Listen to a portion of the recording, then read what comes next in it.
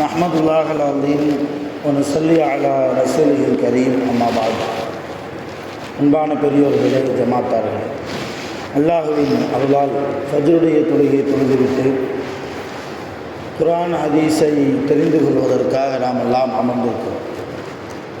வல்ல ரஹ்மான் நம்முடைய எல்லா இபாதத்துகளையும் பரிபூர்ணமாக கபூல் செய்வானாக. ஆமீன். அருமையான பெருமக்களே, அல்லாஹ் ஜல்லஷானஹு வ தஆலா குர்ஆனில் யா அய்யுஹல்லதீன ஆமனுத்தகுல்லாஹ், ஈமான் கொண்ட இறை நம்பிக்கையாளர்களே, நீங்கள் அல்லாஹ்வை அஞ்சிக் கொள்ளுங்கள்.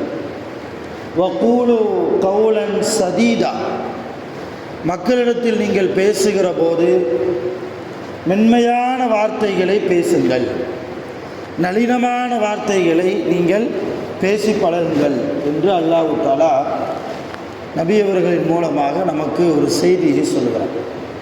அருமையான பெருமக்களை, பொதுவாகவே நம்முடைய மார்க்கம் கடுமையை எதிர்க்கிறது. கடுமையாக நடந்து கொள்வதை, கோபத்தோடு நடந்து கொள்வதை இஸ்லாம் வலியுறுத்தி சொல்லவில்லை. மாறாக மக்களோடு இருக்கிற போது நளினமான வார்த்தைகள், மென்மையான வார்த்தைகள், அடுத்த மனிதருடைய மனம் காயப்படாமல் இருக்கிற அளவுக்கு உண்டான வார்த்தைகளை பேசுவதைத்தான் அல்லாஹ்வும் விரும்புகிறான், அல்லாஹ்வுடைய ரசூலும் நமக்கு கற்றுத்தருகிறார். பொதுவாகவே நபி ஸல்லல்லாஹு அலைஹி வஸல்லம் அவர்களை குறித்து அல்லாஹ் குர்ஆனிலே நிறைய இடங்களில் பேசுகிறான்.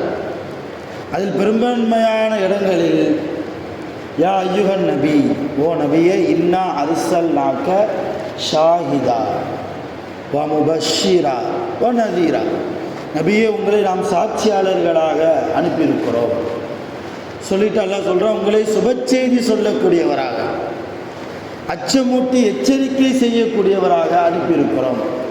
முபஷீர் அப்படின்னா சுபச்செய்தி சொல்லக்கூடியவர்னு அர்த்தம். நதீர் அப்படின்னா அச்சமூட்டி மக்களை எச்சரிக்கை செய்யக்கூடியவர்னு அர்த்தம். இப்போ அல்லாஹ் தன்னுடைய நபி ஸல்லல்லாஹு அலைஹி வஸல்லம் அவர்களுக்கு 2 விதமான பொறுப்பை கொடுத்தான். மிக முக்கியமான பொறுப்பு. ஒன்று, மக்களுக்கு சுபச்செய்தி சொல்வது. 2வது, அச்சமூட்டி எச்சரிக்கை செய்வது. சுபச்செய்தி யாருக்கு, எச்சரிக்கை யாருக்கு என்றால், யார் அல்லாஹ்வையும் அல்லாஹ்வுடைய ரசூலையும் ஈமான் கொண்டு இந்த உலக வாழ்க்கையில் நல்ல சாலியான அமல்களை செய்து கடுமையான பேச்சுக்களை பேசாமல் அல்லாஹ்வுக்கு முன்னால் நல்ல ஒரு அடியானாக யார் வாழ்ந்து மரணிப்பாரோ அவருக்கு சுபச்செய்தி. சுபச்செய்தி என்ன? சொர்க்கம். அச்சமூட்டி எச்சரிக்கை செய்வது யாருக்கு?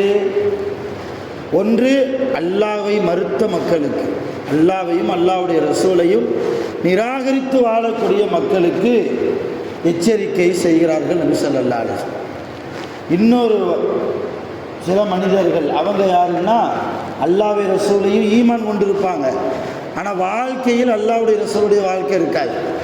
நான் குர்ஆனை ஈமான் கொண்டிருக்கேன்னு சொல்லுவேன், ஹதீஸை ஈமான் கொண்டிருக்கேன், ரசூலுல்லாஹை ஈமான் கொண்டிருக்கேன்னு சொல்லுவேன், ஆனால் என் வாழ்க்கையில் குர்ஆன் இருக்காது, என் வாழ்க்கையில் ஹதீஸ் இருக்காது, என் வாழ்க்கையில் தக்வா இருக்காது, இஹ்லாஸான தூய்மையான எண்ணம் என்னிடத்தில் இல்லாமல் இருக்கும். அப்போ இப்படிப்பட்ட நம் மனிதர்களுக்கும் நபி ஸல்லல்லாஹு அலைஹி வஸல்லம் அவர்கள் நதீராக, அச்சமூட்டி எச்சரிக்கை செய்யக்கூடிய நபியாக அனுப்பப்பட்டிருக்கிறார்கள். அருமையான பெருமக்கள், 2 விதமான பொறுப்பு ரசூலுல்லாஹ்வுக்கு அல்லாஹ் கொடுத்தான். சுபச்செய்தி சொல்லக்கூடிய நபி, எச்சரிக்கை செய்யக்கூடிய நபி. குர்ஆனில் நிறைய இடங்களில் எடுத்து பார்த்தால் எச்சரிக்கை செய்யக்கூடியவராக உம்மை அனுப்பியிருக்கிறோம் என்று மட்டும் அல்லாஹ் சொல்ல மாட்டான். அதுக்கு முன்னால் சுபச்செய்தி சொல்லணும். முதல்ல சுபச்செய்தி, அதற்கப்புறம் தான் எச்சரிக்கை. அல்லாஹ் தேர்ந்தெடுத்தது, நபியை நீங்கள் முதலில் சுபச்செய்தி சொல்லுங்கள், ஈமான் கொண்ட என்ன கிடைக்குன்னு சொல்லுங்கள். அதான் மக்கால ரசூலுல்லாஹ்வுடைய ஆரம்ப கால இஸ்லாமிய பிரச்சாரத்தை நம்ம எடுத்து வரலாற்றில் படித்து பார்த்தா, ஹதீஸில் எடுத்து படித்து பார்த்தா என்ன சொன்னாங்க ரசூலுல்லாஹ், யா அய்யுஹன் நாஸ், ஓ ஜனங்களே, கூலு லா இலாஹ இல்லல்லாஹ் துஃப்லிஹூன், லா இலாஹ இல்லல்லாஹ் கலிமாவை சொல்லுங்கள், நீங்கள் வெற்றி அடைவீர்கள். இதைத்தான் சொன்னாங்க.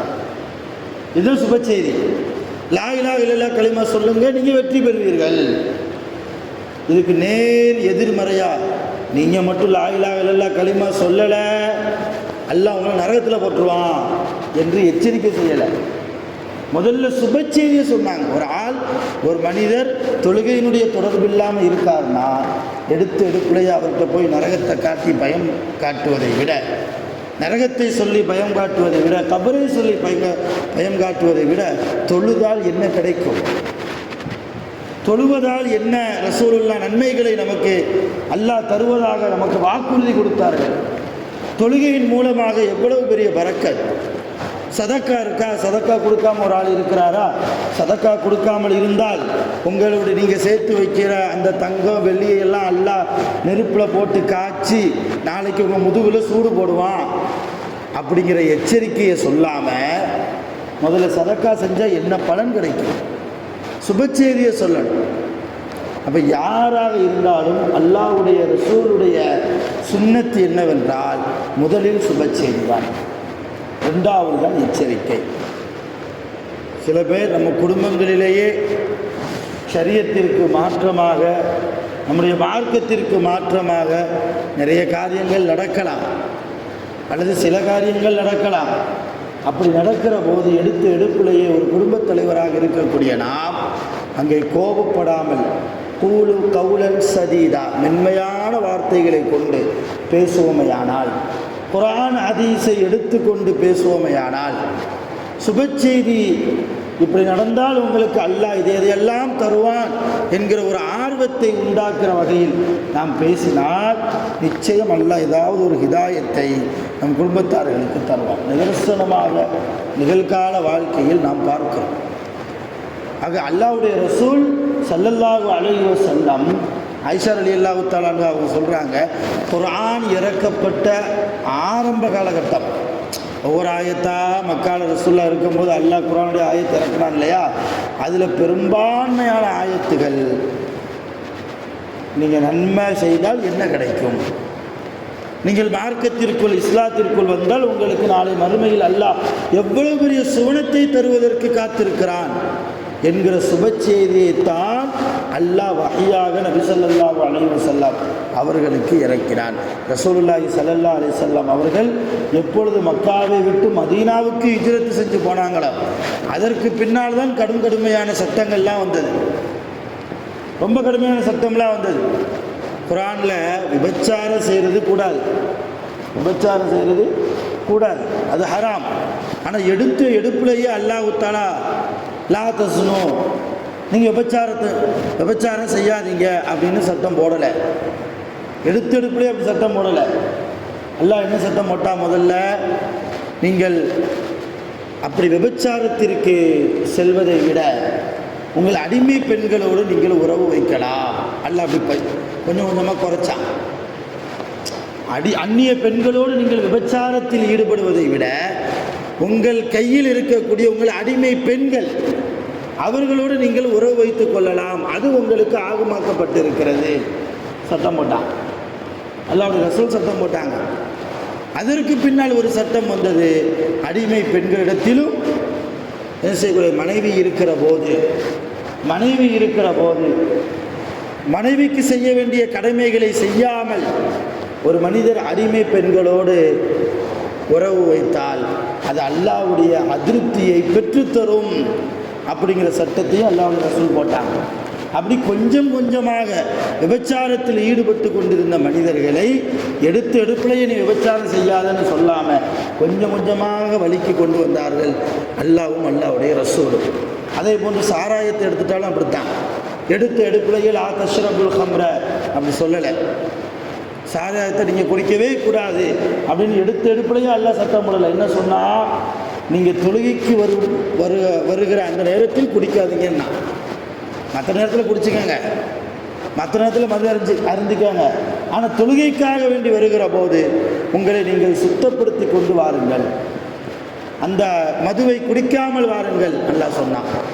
அதற்கு பிறகு வாரத்தில் ஜும்மாவில் குடிக்காதீர்கள், வெள்ளிக்கிழமை என்று நீங்கள் குடிக்காமல் இருங்கள். ஒரு பெருநாள் என்று வருகிற போது அந்த ஈது பெருநாளில் நீங்கள் உங்கள் சந்தோஷத்தை வெளிப்படுத்துவதற்காக குடிக்கிறீர்கள், அது வேண்டாம். இப்படி கொஞ்சம் கொஞ்சமாக அல்லாஹ் தஆலா மதுவை எதற்கெடுத்தாலும் குடிக்கக்கூடிய ஒரு சமூகத்தை கொஞ்சம் கொஞ்சமாக சுபச்செய்தி சொல்லி சொல்லி அல்லாஹ்வும் அல்லாஹ்வுடைய ரசூலும் திருத்தி கொண்டு வந்தார். இதே போன்றுதான் என் மனைவி என் பேச்சை கேட்கலன்னா எடுப்புலையே எனக்கு திருந்தி நல்லவளாக வாழணும்னு நினைக்கிறது முட்டாள்தனம், முட்டாள்தனம் அது. அதே போன்றுதான் என் பிள்ளைகள் என் பேச்சை கேட்கல, கரெக்டாக நான் சொல்கிறது தான் கேட்டு நடக்கணும் என்று நினைக்கிறதும் மடமைத்தனம். அல்லாஹ்வும் அல்லாஹ்வுடைய ரசூலும் காட்டி தந்த வழி நமக்கு அப்படி அல்ல. எடுப்பிலேயே கோபத்தை காட்டாமல், அல்லாஹ் நீ பெற்றோர்களுக்கு கட்டுப்பட்டால் என்னென்ன நன்மைகளை உனக்கு தருவான், நீ ஒரு கணவனுக்கு கட்டுப்பட்டால் என்னென்ன நன்மைகளை தருவான், நீங்கள் உங்கள் மனைவிமார்களுக்கு செய்ய வேண்டிய கடமைகளை மிகச்சரியாக செய்தால் என்னென்ன அல்லாஹ் தருவான். இன்றைக்கி நிறைய குடும்பங்களில் நிறைய பெண்கள் கணவனுக்கு விட்டு கொடுத்து போகிறாங்க, பார்க்குறோம். என் கணவனுக்கு இது பிடிக்காது, என் கணவனுக்கு இது பிடிக்கும், எல்லாம் பார்த்து செய்யக்கூடிய பெண்கள். ஆனால் அந்த பெண்களுக்கு இந்த கணவர் சில விஷயங்களில் விட்டு கொடுத்து போகிறாரான்னு பார்த்தா இப்போ உள்ள காலகட்டங்களில் ரொம்ப குறைவு. அதை விட்டு கொடுத்து போகிறது ஒரு மரியாதை குறைவாகவே இன்றைக்கி மனிதர்கள் மூமின்கள் நினைக்கிறார்கள். ஆயிஷா ரலியல்லாஹு தஆலா அன்ஹா அவங்க சொல்வாங்க, நபி ஸல்லல்லாஹு அலைஹி வஸல்லம் அவர்கள் ஒருபோதும் பொதுமக்களுக்கு முன்னால் என்னை திட்டியதில்லை, என்னை யாருக்கு முன்னாலும் அல்லாஹ்வுடைய ரசூல் என்னை விட்டு கொடுத்ததில்லை. ஆயிஷா ரலியல்லாஹுக்கும் ரசூலுல்லாஹுக்கும் எல்லாம் கேள்விப்பட்ட சம்பவம் தான். ஒரு சிறிய ஒரு கருத்து வேறுபாடு, ஒரு வாக்குவாதம், ஒரு பிரச்சனை வீட்டுக்குள்ளே வந்தது. அதில் ஆயிஷா அம்மாவுடைய குரல் ரசூலுல்லாஹுடைய குரலை விட அதிகமாக உயர்ந்து போச்சு.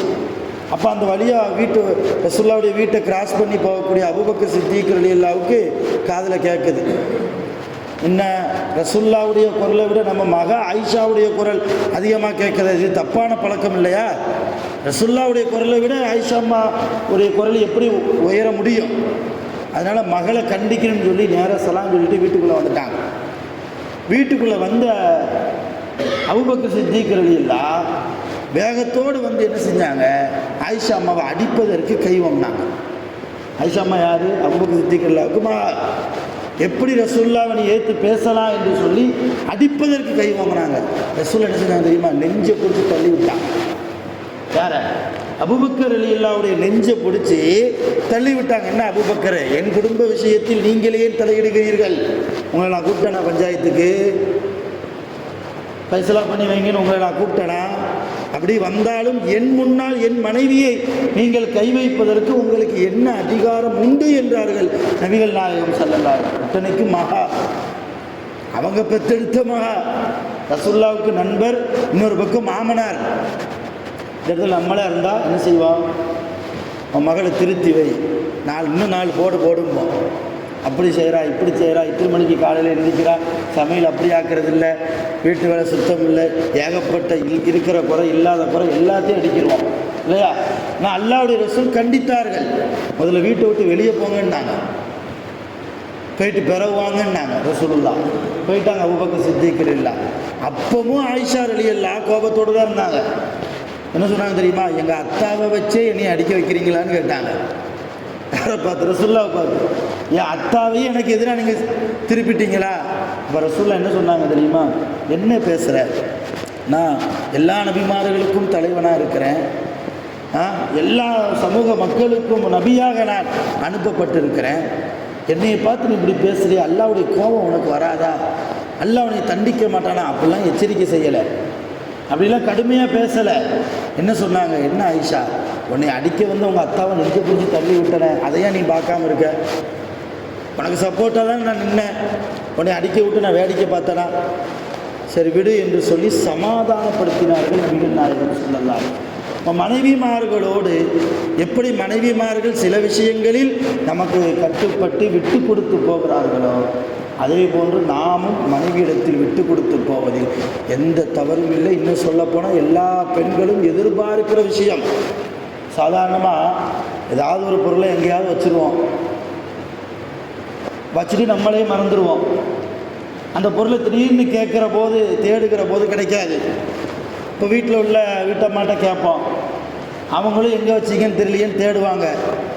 அதுக்குள்ளே நமக்கு பொறுமை இழந்து போய் அவங்கள திட்டுறதும் அடிக்கிறதும் நிறைய வார்த்தைகளை கொண்டு பேசுகிறதும், என்ன நீ குடும்பத்தில் இருக்க, என்ன வீட்டுக்குள்ளே இருக்க, கடுமையான வார்த்தைகளை பேசும். இதுவெல்லாம் மனைவிமார்களுக்கு சில விதமான மனக்கசப்புகளை ஏற்படுத்தும். அப்போ குடும்ப வாழ்க்கையிலிருந்து அரசியல் வாழ்க்கை வரைக்கும் நபிகள் நாயகம் ஸல்லல்லாஹு அலைஹி வஸல்லம் யாரிடத்தில் எப்படி பேச வேண்டும், எப்படி விட்டு கொடுக்க வேண்டும், கண்டிப்பை விட முதலில் முந்துவது சுப செய்தி தான், நல்ல முறையில் நடப்பது தான். ரசூலுல்லாஹ் சொன்னாங்க, அல்லாஹ் சொன்னதாக ஹதீஸில் வருது, அல்லாஹ் தஆலா தன்னுடைய அரிசியில் எழுதி வச்சிருக்கானா. என்ன எழுதி வச்சிருக்கிறான்? இன்ன ரஹ்மதி சபகத்து கலபி. அல்லாஹ் எழுதி வச்சிருக்கிறான். என்ன அர்த்தம்? என்னுடைய ரஹ்மத் என் கோபத்தை விட முந்தி விட்டது. அல்லாஹ் அவன் எழுதி வச்சிருக்கிறான் சில, என்னுடைய ரஹ்மத், நான் செய்யக்கூடிய கருணை, நான் காட்டக்கூடிய கருணை என் கோபத்தை விட முந்தி விட்டது.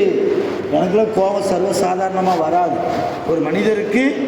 ஒரு மனிதரிடத்தில் நான் அருள் செய்யத்தான் நாடுகிறேன், ரஹ்மத்து செய்யத்தான் நாடுகிறேன். இப்போ அல்லாஹ்வே கோபத்தை விட ரஹ்மத்தை முந்துகிறான் என்றால், நாமும் நம் மனைவிமார்களோடு, பிள்ளைகளோடு, பெற்றோர்களோடு, ஜமாத்தார்களோடு ஒரு கோபம் வருகிறது என்கிற போது அந்த கோபத்தை விட நம்முடைய கருணையை வெளிப்படுத்த வேண்டும். அதனால தான் அல்லாஹ் தஆலா குர்ஆனில் பிஸ்மில்லாஹிர் ரஹ்மானிர் ரஹீம்ங்கிறான். அளவற்ற அருளாளன், நிகரற்ற அன்புடையோன், அப்படிப்பட்ட அல்லாஹ்வுடைய பெயரை கொண்டு ஆரம்பிக்கிறேன். அப்படிதான் அதுக்கு அர்த்தம். அல்லாஹ் எந்த அளவு ரஹ்மானோ அந்தளவு கோபக்காரனும் கூட. ஏன்னா இன்ன பத்திஷா ரப்பிக்க லஷதீத், நபியே உங்கள் ரப்புனுடைய பிடி நாளை கியாமத்தில் மிக கடுமையாக இருக்குங்கிறான். நான் கோபப்பட்டால் யாருனாலும் தாங்க முடியாதுங்கிறான். ஆனால் குர்ஆனில் கோபக்காரனான அல்லாஹ்வுடைய பெயரை கொண்டு நான் ஓதுகிறேன்னு யாராவது சொல்கிறோமா? என்ன சொல்கிறோம்? ரஹ்மத்தான அல்லாஹ், ரஹ்மானான அல்லாஹ், ரஹீமான அல்லாஹ், இறக்கமுடைய அல்லாஹ், அதைத்தான் நம்ம சொல்கிறோம். ஆக அல்லாஹ்வே நம் மீது இரக்கம் காட்டுகிற போது, அல்லாஹ்வுடைய ரசூலை அல்லாஹ் தஆலா பஷீராக சுபச்செய்தி சொல்லக்கூடிய நபியாக அனுப்பி இருக்கிற போது, நாமும் சில விஷயங்களில் கோபப்படாமல் விட்டு கொடுத்து போய் நம்முடைய வாழ்க்கையை வாழ்வோமையானால், அடுத்த மக்களுக்குடைய மனங்களை காயப்படுத்தாமல் வாழ்வோமையானால், நிச்சயம் சுபசோபனம் சுவனம் நம் அனைவர்களுக்கும் உண்டு என்பதில் எந்த விதமான சந்தேகமும் இல்லை.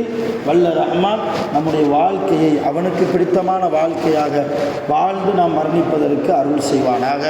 உலகத்தில் நீண்ட ஆயுள் காலம் கொடுக்கப்பட்டு சாலிஹான நிறைய அமல்களை செய்து அல்லாஹ்வுடைய மக்ஃபிரத்தை அடைந்தவர்களாக மரணிப்பதற்கு வல்ல ரஹ்மான் நம் அனைவர்களுக்கும் அருள் புரிவானாக. ஆகிரு தஅவானா அல்ஹம்துலில்லாஹி ரப்பில் ஆலமீன்.